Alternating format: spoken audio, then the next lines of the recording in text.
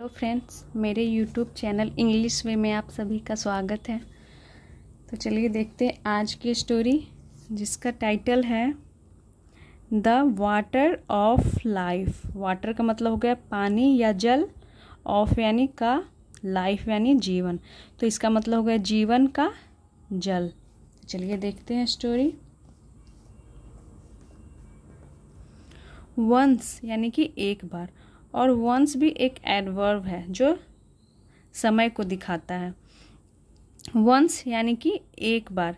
There was a king who had 3 sons. एक बार there was a king, एक राजा थे। हु यानी जिसके, हैड यानी कि थे, 3 सन्स यानी कि 3 बेटे। तो हैड यहाँ पे पास्ट की पोजीशन को दिखा रहा है, और देयर यहाँ पे इंट्रोडक्टरी वर्ड हो गया। तो देयर वाज अ किंग, एक राजा थे, और हु यहाँ पे रिलेटिव प्रोनाउन हो गया, जो राजा के बारे में एक्स्ट्रा इन्फॉर्मेशन दे रहा है कि एक राजा थे जिनके 3 बेटे थे। तो ये यहाँ से लेकर के यहाँ तक ये क्लॉज बना रहा है, एडजेक्टिव क्लॉज या फिर रिलेटिव प्रोनाउन से शुरू है, तो इसे हम रिलेटिव क्लॉज भी बोल सकते हैं। तो एक राजा थे जिसके 3 बेटे थे। वन डे, एक दिन, द किंग फेल इल, राजा फेल इल यानी कि बीमार पड़ गए। तो फॉल इल मतलब होता है बीमार पड़ना, और उसकी सेकेंड फॉर्म हो गई फेल इल, यानी कि एक दिन राजा क्या थे, बीमार पड़ गए। एंड और हिज सन्स वर वरीड, और जो उनके बेटे थे वर वरीड, वो चिंतित थे, दुखी थे, चिंतित थे, क्योंकि जो राजा थे वो बीमार पड़ गए। सो इसीलिए दे डिसाइडेड, उन्होंने तय किया, टू सर्च यानी कि ढूंढने के लिए, for the water of life. तो क्या ढूंढने के लिए उन्होंने तय किया, द वाटर ऑफ लाइफ यानी जीवन का जल ढूंढने का क्या किया, फैसला किया। तो जीवन का जल यानी कि कुछ ऐसी चीज होगी जिससे राजा जो थे वो ठीक हो जाते। तो इसीलिए यहाँ पे लिखा हुआ है कि जीवन का जल जो उनको ठीक कर सके। To heal their father, to heal यानी कि हील का मतलब यहाँ हो गया ठीक करने के लिए। टू हील यानी ठीक करने के लिए, देयर फादर उनके पिता को।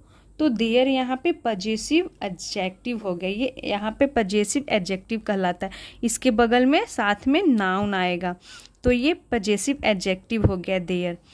तो ठीक करने के लिए उनके अपने पिता को।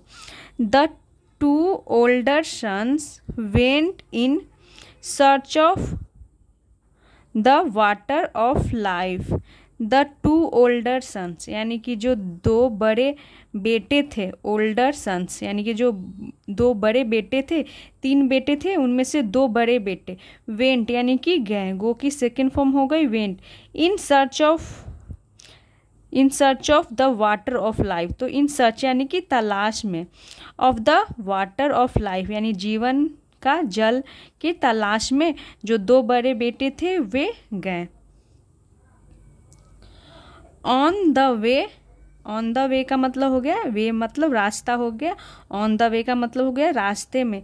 दे मेट, वे मिले, अ डॉफ, इसे पढ़ें अ ड्वार्फ यानी कि एक बौने आदमी से बोल सकते हैं। And made fun of him, और उसका क्या बनाते हैं, मेड फन ऑफ हिम का मतलब हो गया कि उसका वो मजाक उड़ाते हैं, उसका मजाक बनाते हैं। एंड एंगर्ड ही,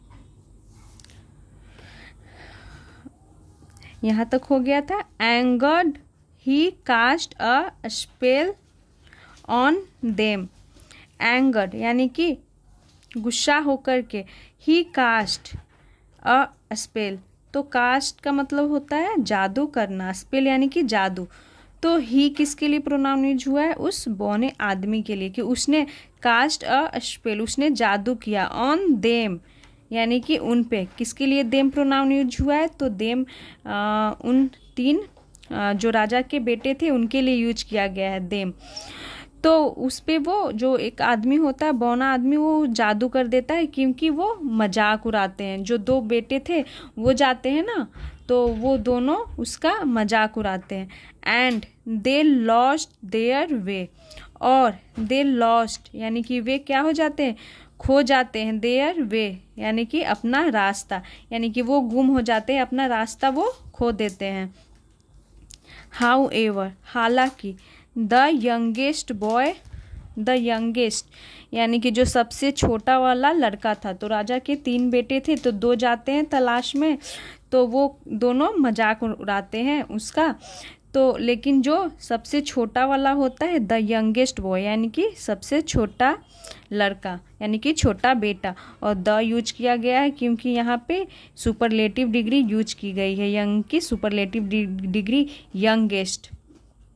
अनन्या वहाँ से, द यंगेस्ट बॉय यानी कि जो सबसे छोटा लड़का था, वाज काइंड वो दयालु था, काइंड का मतलब दयालु, वाज यानी था, टू द ड्वार्फ यानी कि उस बौने आदमी के प्रति वो क्या था, दयालु था, काइंड यानी कि दयालु।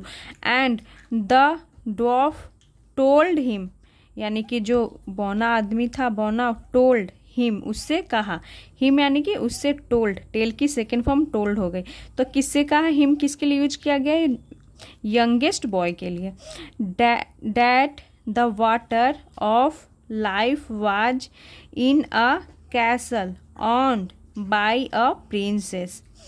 तो उसने क्या कहा, डैट की द वाटर यानी कि जल, ऑफ लाइफ यानी कि जीवन का जल, वाज यानी था, इन अ कैसल एक क्या में, एक किले में, owned by a princess, owned यानी कि ये दिखा रहा है, इसका अधिकार को दिखा रहा है, स्वामित्व को, कि एक प्रिंसेस जो राजकुमारी उसका उस कैसल का क्या थी, ऑनर बोल सकते हैं, मालिक थी, in a was life in a castle. तो जिस उसने बौने आदमी ने बताया कि कैसल में क्या है, जीवन का जल है, जिसका मालिक कौन है, एक प्रिंसेस है, एक राजकुमारी है। ही मेट द प्रिंसेस वह मिला, मीट की सेकेंड फॉर्म मेट हो गई, और ही किसके लिए यूज किया गया है, उस प्रिंस के लिए, यंगेस्ट बॉय के लिए, जो सबसे छोटा वाला बेटा था राजा का, उसके लिए। ही मेट द प्रिंसेस वह राजकुमारी से मिला, एट द कैसल तो कैसल यानी कि किले में मिला, क्योंकि वो जो प्रिंसेस थी उस किले की राजकुमारी थी, तो इसीलिए वो राजकुमार वहाँ गया और उस राजकुमारी से मिला। एंड और fail in love with her, और फेल इन लव का मतलब हो गया कि वो प्यार में पड़ गया, विथ हर यानी कि उसके साथ, किसके साथ, तो प्रिंसेस के लिए यहाँ हर प्रोनाउन का यूज किया गया।